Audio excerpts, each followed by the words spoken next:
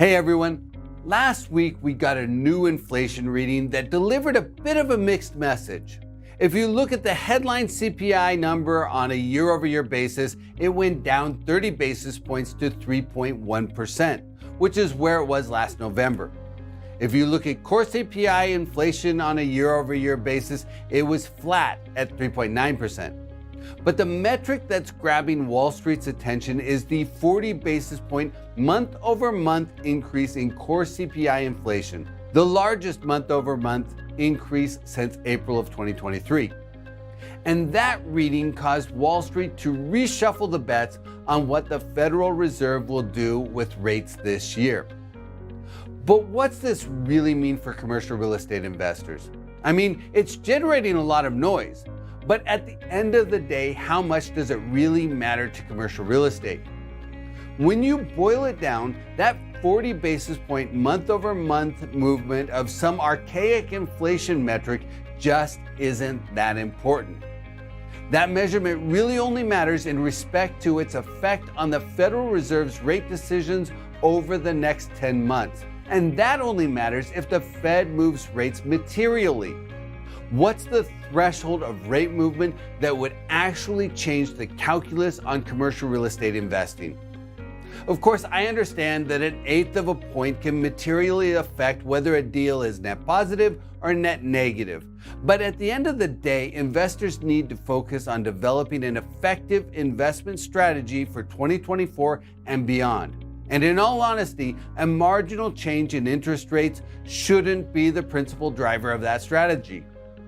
Since the beginning of the year, we've seen a lot of changes in the forecast of Fed rate movements. At the beginning of the year, the consensus was that the Fed would take rates down by 100 to 125 basis points over the course of the year, with the first cut being in March.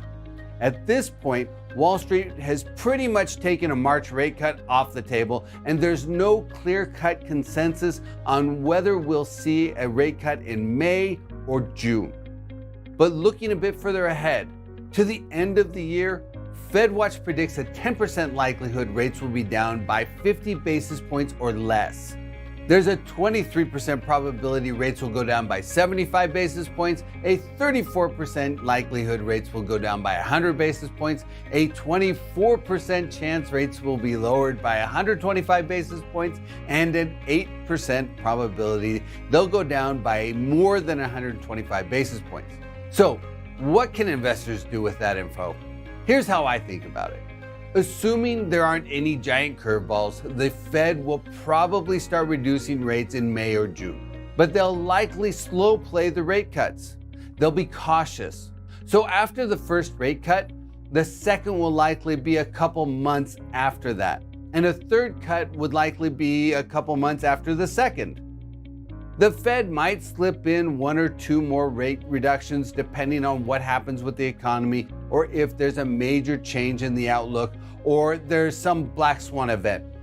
But if investors pencil in a slow play rate reduction of 75 basis points or so over the course of the year, then that should provide a reasonably sound base model.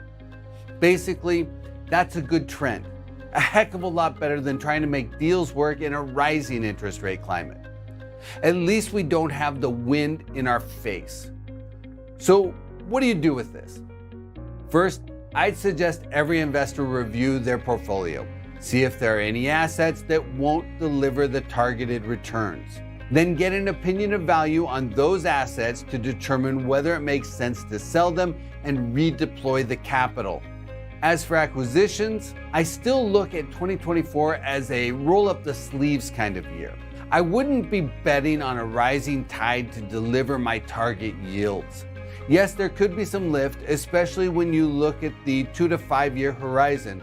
But as an investor, I'd be looking for assets where I can move the needle on that property, where I can create value, whether that's through some sort of property upgrades, through repositioning, or through management or leasing, or through some other value add dimension. Value creation will be the name of the game. And I believe there will be a lot of value created in 2024. And yes, the inflation metrics and the Federal Reserve rate outlook are important, but they likely won't be the most important factor for investors this year. 2024 will be a very good year to clear the dogs out of the portfolio and to get capital focused on creating value over the course of the next 3 to 5 years. That's the target, creating value over the next 3 to 5 years. As always, keep your eyes on the horizon.